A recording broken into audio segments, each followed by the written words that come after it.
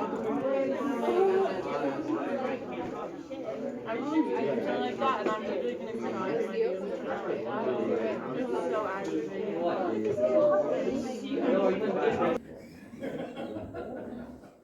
morning, everyone. Morning. And welcome back to Adult Sunday School. Last week was hopefully entertaining in a kind of a strange way, talking about atomic bombs, but see, Dylan thought that was funny.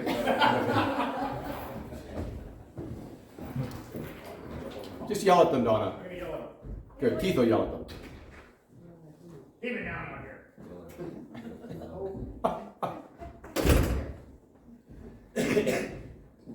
Thank you, one and all. So we are going to turn to hopefully a more positive and encouraging and distinctly more focused event, and that is Canadian Christians respond to post-war Canada. And what they did was they built like crazy. The post-war building boom occurred. And we'll get into some of these stories in a few minutes. But this is Prophetic Bible Institute in Calgary, and here they are, happily breaking ground for the summer of its building. This is Roster and Bible School, built in 1947. Anybody go to RJC? I've been there. You've been there? Yeah, that's the original dorms, built in 47 or the late 40s. They built community organizations. This is the list of organizations that started in Canada after World War II. Ready? The Elks, the Royal Purple, the Elves. Yes, it's not a spelling error. It really is. The Elves Club. They hand out Christmas gifts at Christmas. The Kinsmen, the Cadet, the Kin Clubs, the Kiwanis, the Knights of Columbus, Now, Knights of Columbus have been around for a long time. The Lions, the Lionesses, the Leos, the Optimists, the Rotaries, Royal Canadian Legion, obviously have been around prior to that, but the Ladies Auxiliary and Youth Auxiliary, the Shriners, and the Soroptimist, I have no idea, and the Zanata Club. So all these service organizations took off. Now, some obviously existed before World War II, but the growth of these service organizations grows like crazy. I suspect we all knew an uncle or cousin or grandpa who belonged to probably one of these organizations at the least. Or growing up, you remember the Shriners and their little cars driving around at parades? They still drive around. They still do, yeah. They have their scooters or they drive around. There were three major post-war factors that really led to the building boom of the late 1940s and the early 1950s. I'd like to live there. It's almost depressing, isn't it? It looks like one of those military test sites.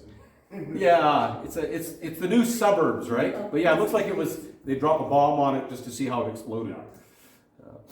The first major factor that contributed to growth was urbanization. As people moved to the new suburbs, they brought their churches with them because they didn't want to go drive downtown, so they built churches in the suburbs. And in the first 15 years, up from 1945 to 1960, 1.6 million new houses were built. An increase of 50% of the entire housing stock from 1945. So huge building boom. I remember being in Swift Current, we built the South Side in the mid-60s, all new neighborhoods, right? And here you see growing families. This is babies in Canada. If you look in the 20s, you'll kind of see up, down. Then during the Depression, almost, the birth rate falls flat almost. Then you get during the war, and then, 1946. Big surprise, right? 1 year after the war. A huge spike in kids, and all the way to the end of the baby boom here, and the final drop off in Don and I's era, the early 60s. But this is the Canadian baby boom. So all of a sudden now we have kids like crazy. So we've got people living in the suburbs and large families.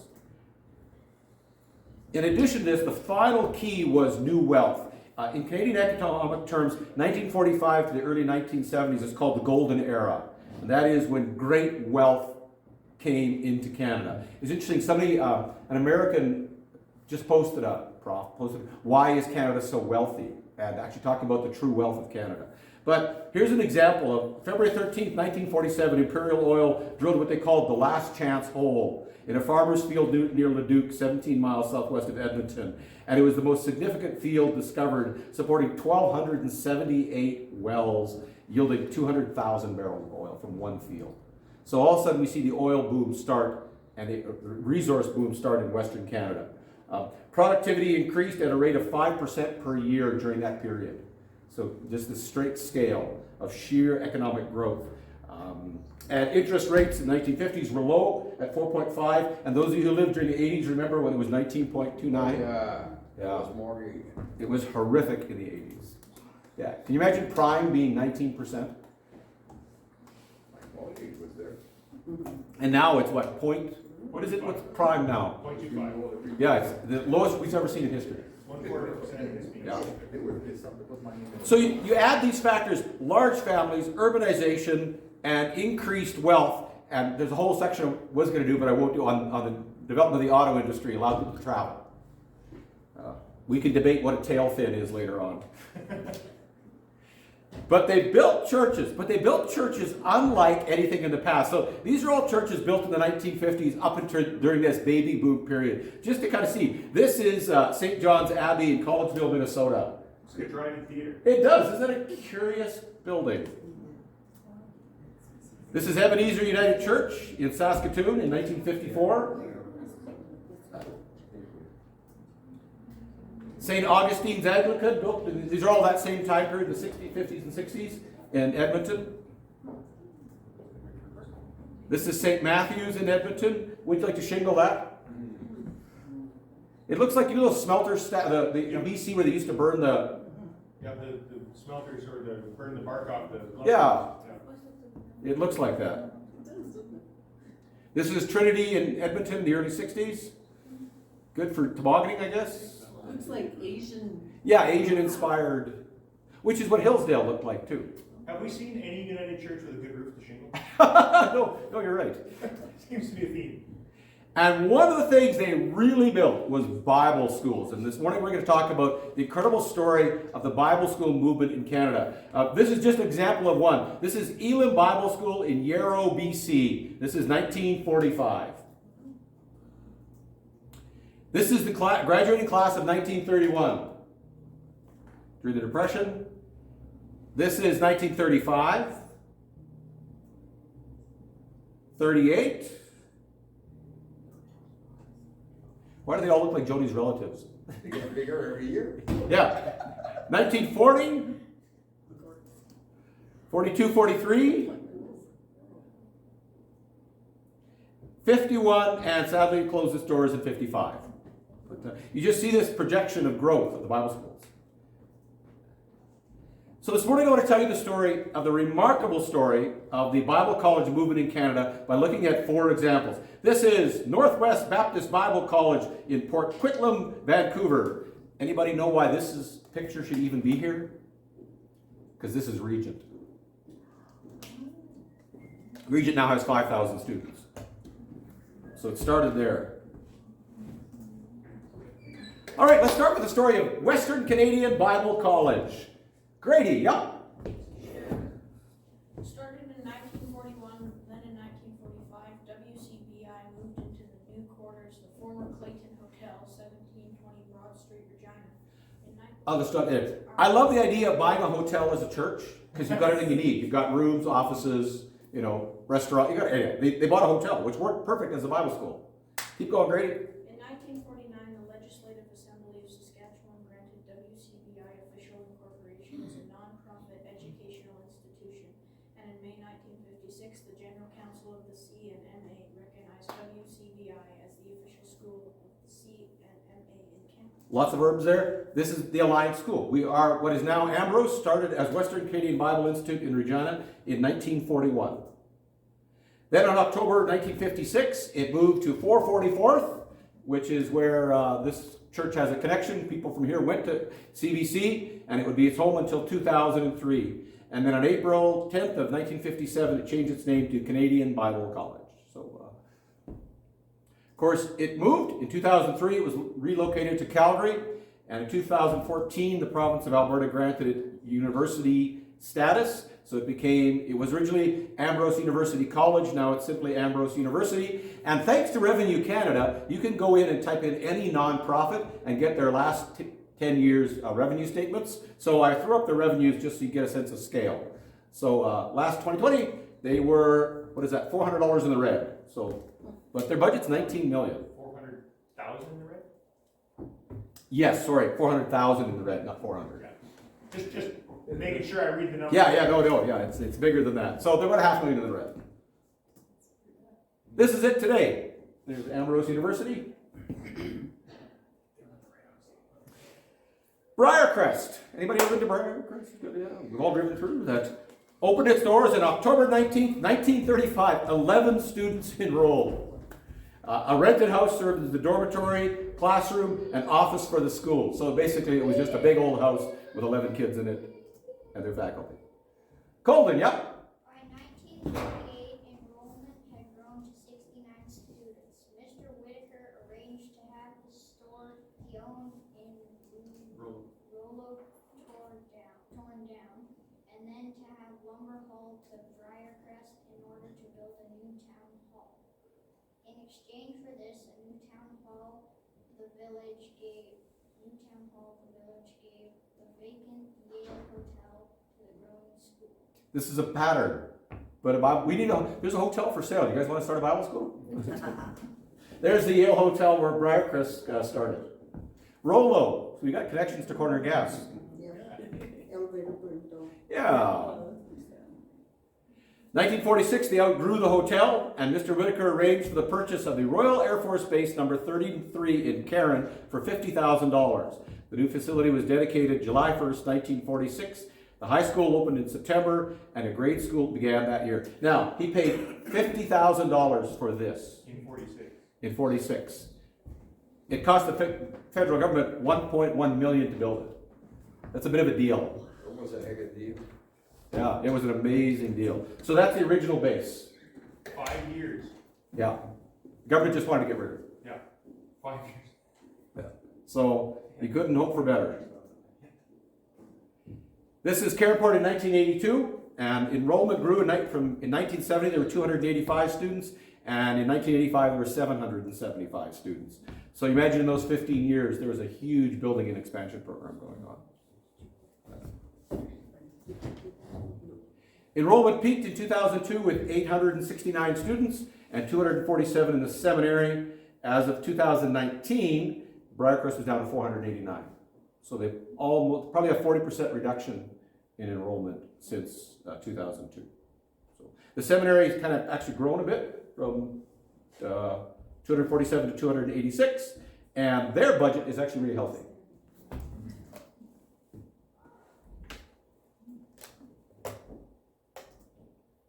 And there it is today. You can see all the nice, neat little houses rolling at the back.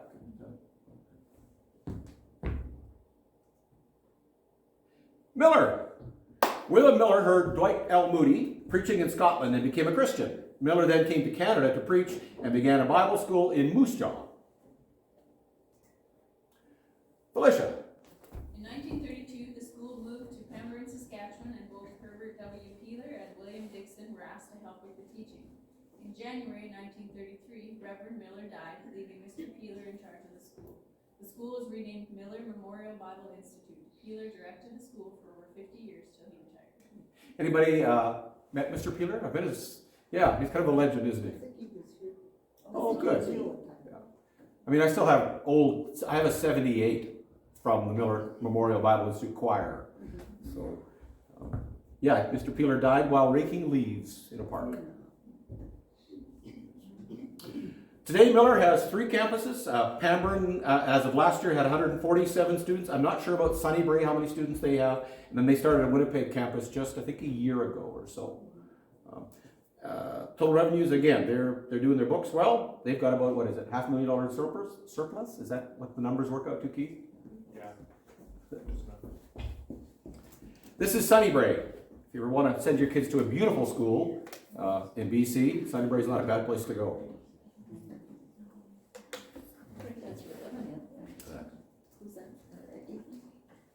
Here's just an album from the Miller Memorial Bible Institute.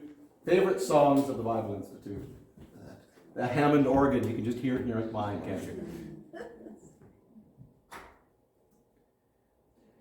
Prophetic Bible Institute actually has a significant story both politically and personally. So we're going to spend a few minutes there, and I've got more pictures for Prophetic.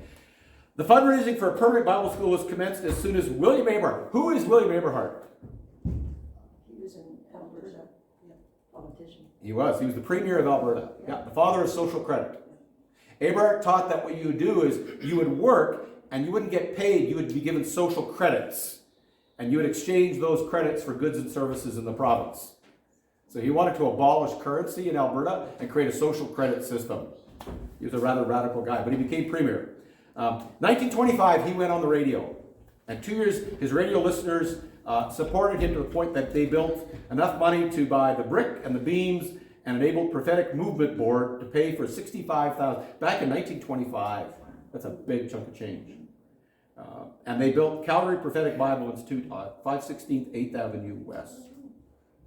His radio program and Westburn Baptist Church, where he was an elder at, all moved into the building in the fall of 1927, which is the first year the Institute as a Calvary Prophetic Bible Movement changed to the Calvary Prophetic Bible Institute. And there is the building in 1927 as it slowly goes up. And that's the original sanctuary chapel at Prophetic. You see the baptismal tank on the top? It's up top. Yeah, that'd be nice engineering. Yeah, to put that much water. That way everyone could see. That looks just like the inside of the old chapel at Canford. Yeah, similar architecture. Yeah. And there it is. Now, I always thought that was an atomic bomb. And I realized it's a pulpit with a Bible on top. Mushroom cloud. Yeah, it looks like a mushroom cloud, doesn't it? But it's, yeah. This is the staff of the Bible Institute the first year. There's Aberhart right in the middle. Wide as big as life. This is downstairs. This is the enrollment, the students that year in chapel. This is impressive. This is the crystal skating rink and swimming pool that were built along with the school. We never had a skating rink and a swimming pool when I went to Bible school. But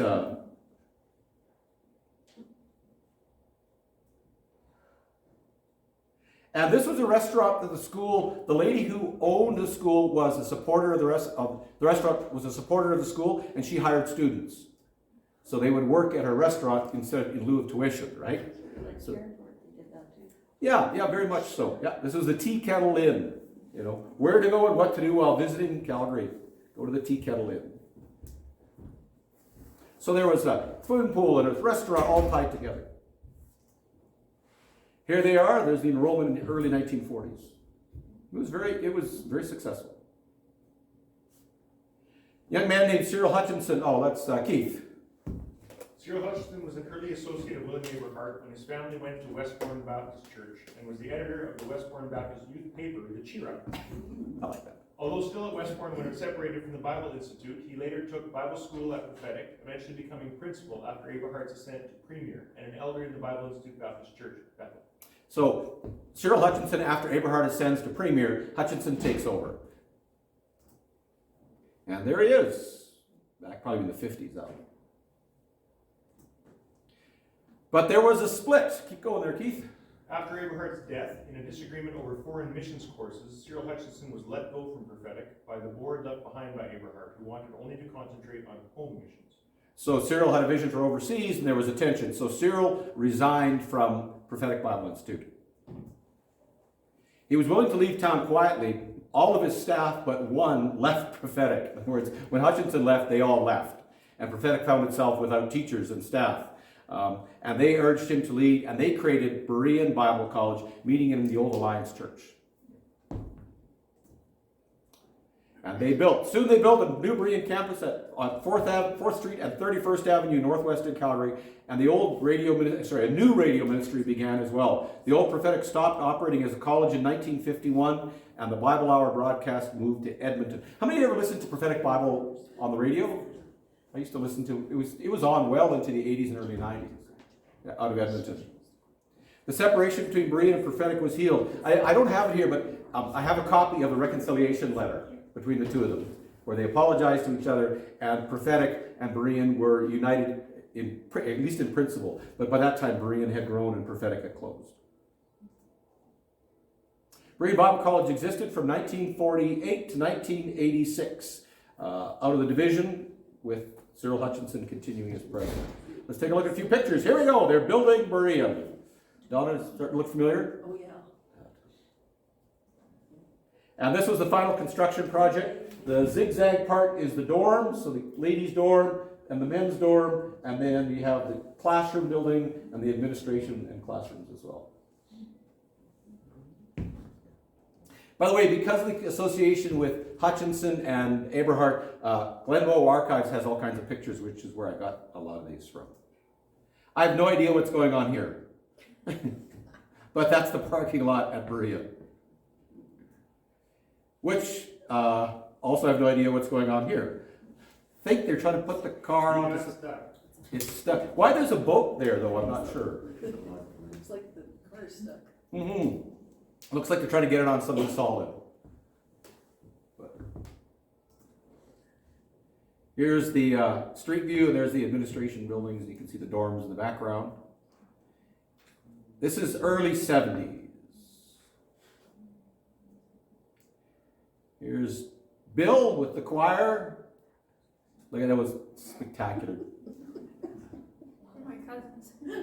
This is from the Glenbow Archives. Janet Trotwine in her resident room at Berean Bible College. So this is our growing connection with Berean. So those are the beds. They kind of like that. In the dorms, there's your little desk area. Dave Anderson, when he left here, he went to Green. That's right. Yeah, that was our connection with him. Yeah.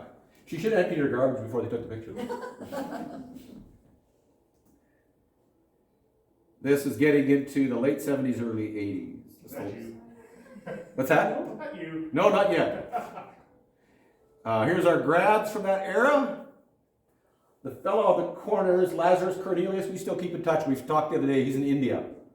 So Laz and I keep in touch. And I don't know if you know Randy Jackson. Him and his wife sing.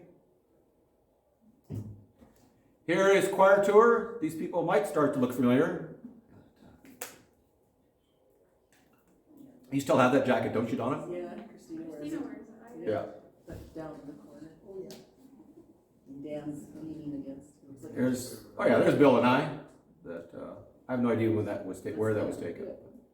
I think I still have that jacket, don't I, Donna? No. Scarf, yes, Jack. Sure. That's Henry. Henry was a gold miner in the winter. In the summertime, he'd go gold mining in the Yukon, and that's how he paid for his Bible school. He was the most curious fellow of all. Argued with profs constantly. That's the daddy hall. And this is one of the best things ever to come out of Berea. Not things, sorry, dear.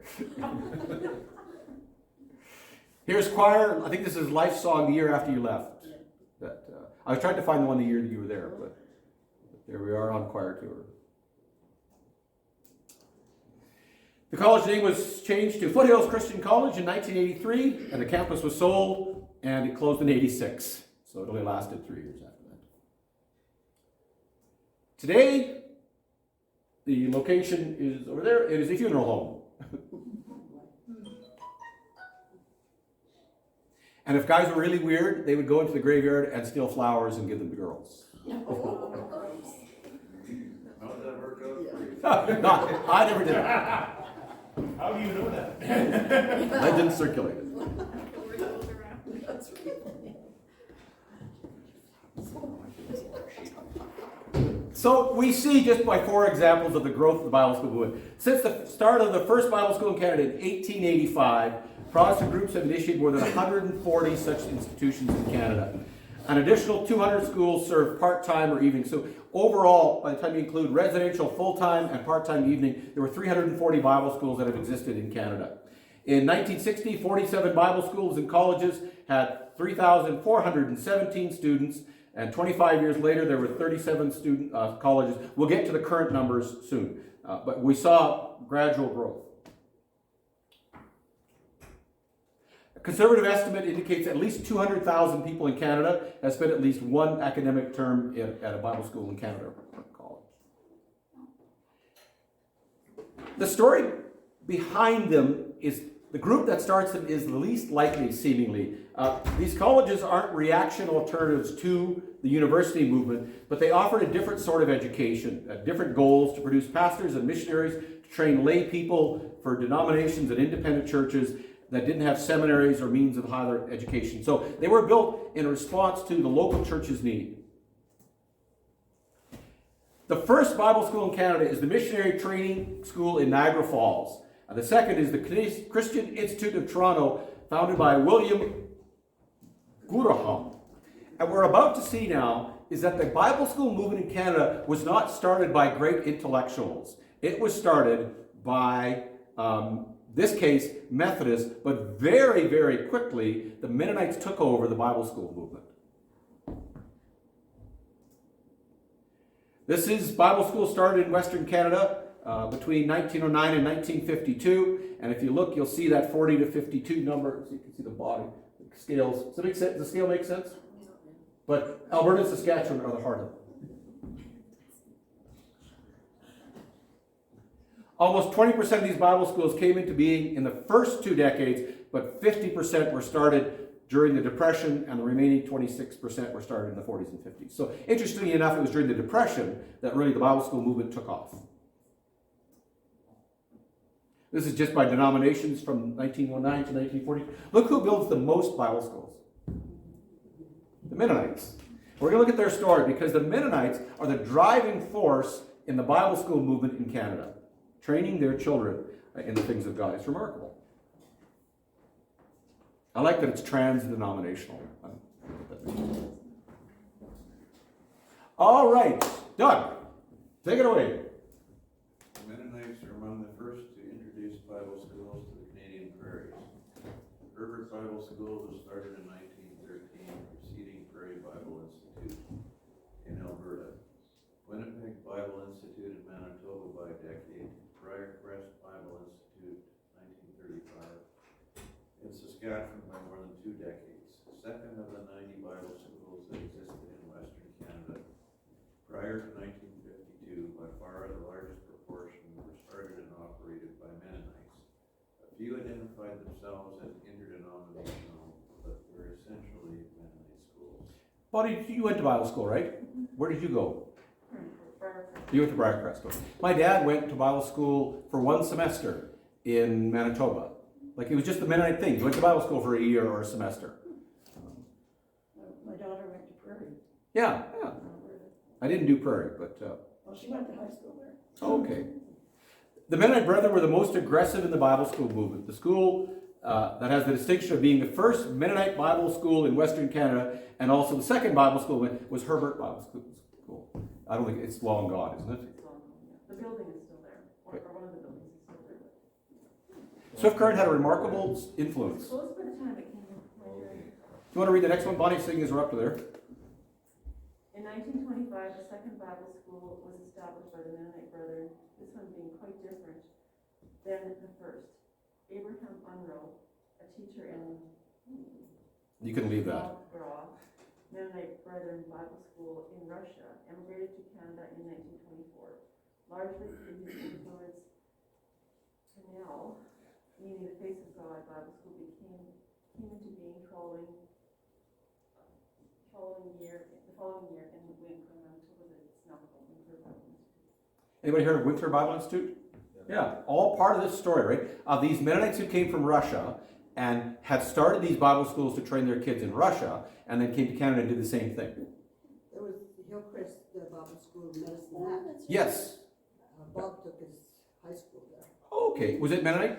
Sure. I know it was the evangelical. Okay. Yeah, but part of that. Yeah, there was Bible schools in Moose Jaw, Swift Current, like they popped up everywhere. Yeah. Jordy. In 1927, the Mennonite Brethren started a second school in Saskatchewan. This school, located in Hepburn, was designed to serve the northern constituency in the province. It was modeled after the Herbert School. Remember Hepburn? Yeah. I went there for 1 semester. Oh, see, yeah, that's exactly the story. Yeah. Actually, I was there for Burgundy. Okay, and we went there for a couple of plays And our friend, their son Shane went. Yeah. Yeah, so this is all rooted in this Bible school movement from these Mennonites who came from Russia. Yeah. And you went for a semester. In Alberta, the Mennonite Brethren established 5 schools within 8 years. All of them, for various reasons, were closed by 1966. Most influential was the Coaldale Bible School, called Morning Star Bible School, with more than 1,000 students attending during its 37-year existence.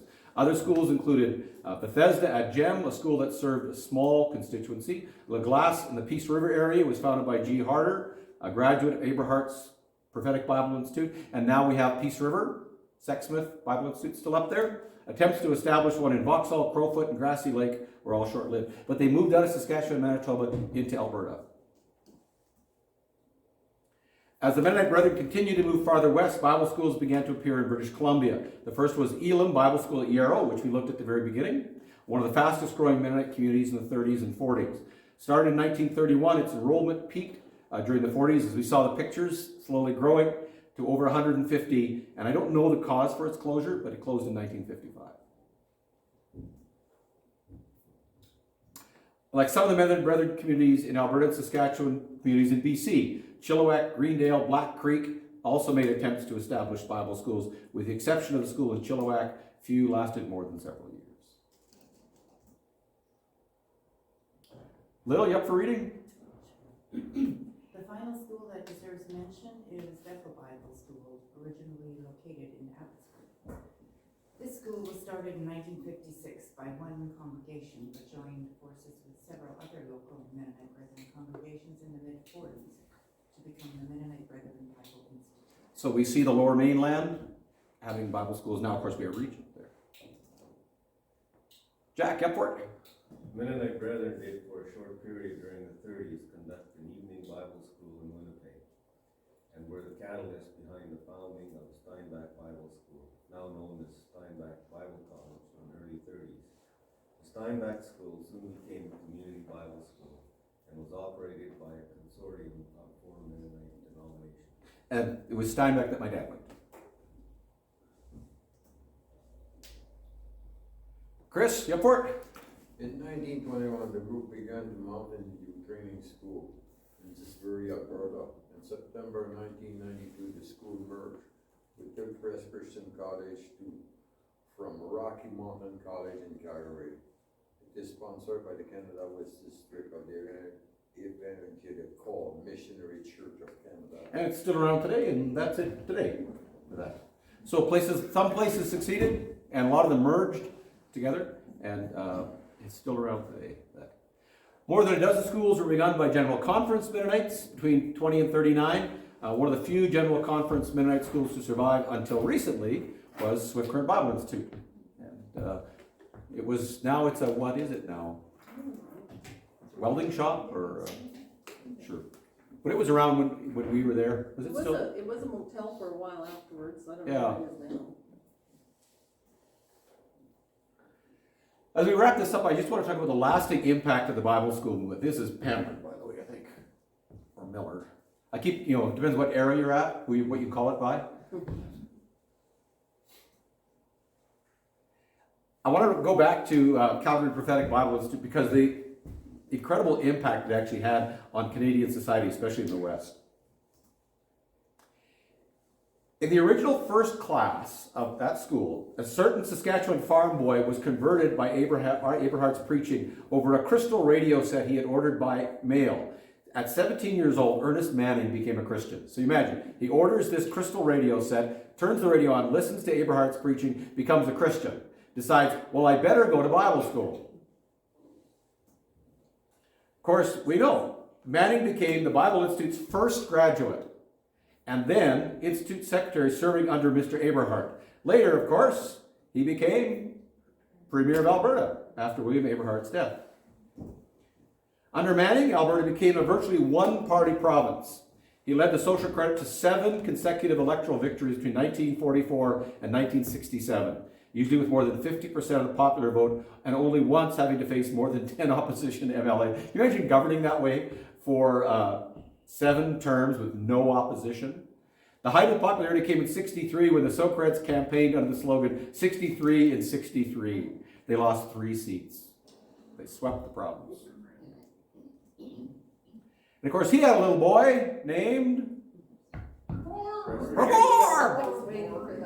Preston. Yeah, you got to hear that in your head, right? I talked with him on the phone. Really? Oh, what's he doing now? Well, Preston, I'm not sure, but it's weird. Peter, the guy that works with me, his brother-in-law lives at Unity and works for a family there. And their truck broke down, so they asked Pete if we could help them out because the connection, So Peter wanted me to phone the owner. So I phoned the guy and he says, hello, this is Preston Manning. So I asked him if he was the political guy. Yeah. He says, yeah, 20 years ago. The circle is very small, isn't it? Yeah. So of course, Prophetic Bible Institute starts under Aberhart. Aberhart leads to Manning. Manning leads to Manning. And we get this huge wave of Canadian political movement all coming out of Prophetic Bible Institute. So we get the Reform Party, and which unites itself with the Conservative Party of Canada, and nice little book, Like Father, Like Son, the story of Preston Manning. You can still hear him in your head, can't you? Ernest Manning had a radio program. Yeah. I remember listening to him on the radio. Yeah. And Ernest was from Rosetown. So the circle is complete. Today, this is from March 25th, just a couple of months, or a few months ago in Maclean's. There are 7 Christian universities in Canada with 500 or more full-time students. There are more than 40 Christian post-secondary institutions across Canada. Schools vary in size from a few dozen, but right now there are 17,000 kids in Canada enrolled in Christian institutions. So the movement has not died. We looked at the numbers earlier on with 5,000. The numbers, they're not huge. I mean, there are universities, obviously, with 17,000 enrolled. But as far as the Bible school movement, some have struggled. Say Briarcrest, it's about 40% less than it was, but they continue on. Just for example, here's about 4. Ambrose University has 850 students. Enrollments as of last year was 13,000. Canadian Mennonite University, Winnipeg, with, I'd want to change that number if I were them, but 1,666. Trinity has about 5,000 students enrolled. And then there's Faith Alive Bible College in Saskatoon with World Revival Church, and this is their enrollment. That's them. That's the entire student body of Faith Alive Bible College.